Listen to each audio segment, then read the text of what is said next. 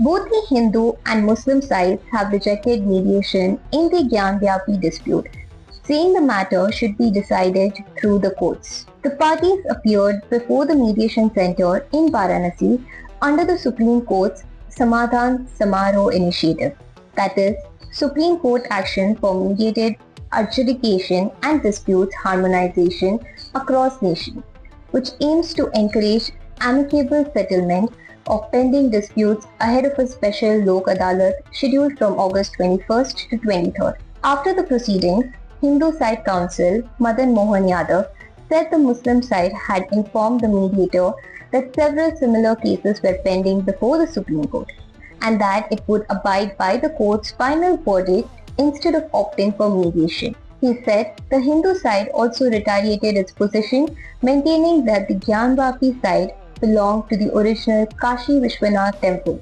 and that the dispute should be resolved accordingly. The Gyanvapi case is one of several religious side disputes, including the Mathura Shri Krishna Janmabhoomi Shahi Eidgah and Sambhal Shahi Jama Masjid cases, where both sides have indicated a preference for judicial adjudication over an out-of-court settlement.